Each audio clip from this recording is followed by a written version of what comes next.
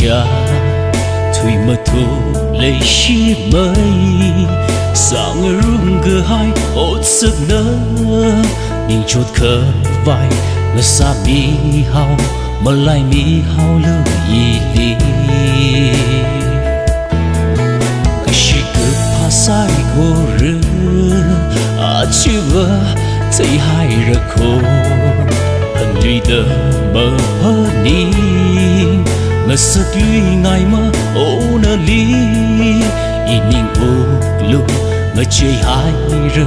cái gì mơ sang mi ở lu ô gã cái chung ngờ là nào chấm hít ra là đây khờ lấy thấy à li lấy chi nhưng lẽ mà khờ lấy vương lụy đờ nhìn gỡ chỗ chả mơ chỉ buồn lụy à lu ngờ rây ôm lụy à lu mà lại bị hao lụy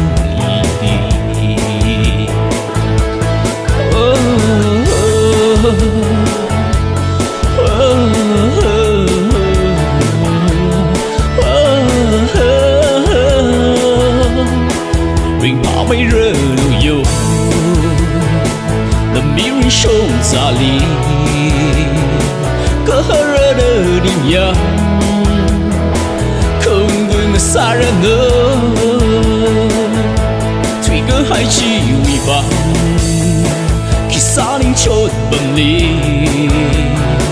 mà khả năng lụy à lưu thủy hai rơ à rơ thậm chí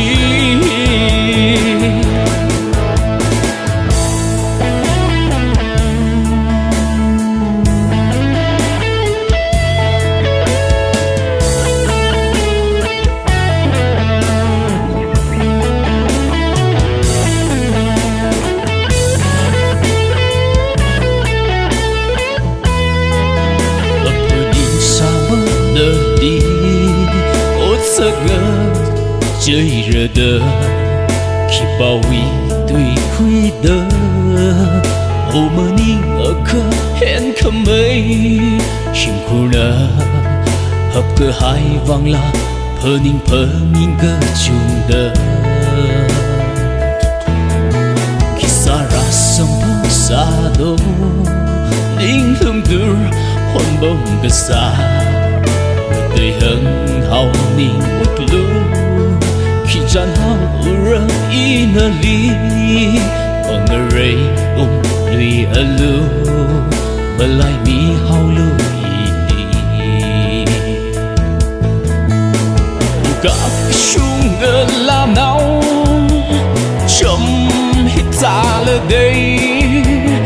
khờ lấy thấy à li lấy chi nhưng lẽ mà khờ lấy vương lụy đờ nhìn gỡ chỗ chả mơ chỉ buồn lụy à lu mà ngờ rây ôm lụy à lu mà lại bị hao lụy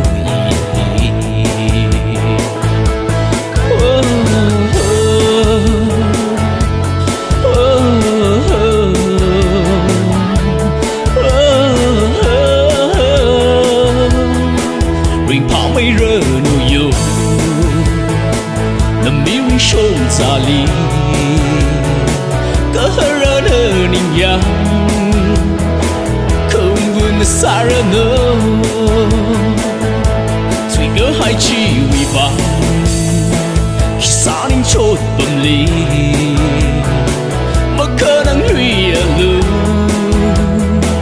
thủy hai rơ à rơ thậm chí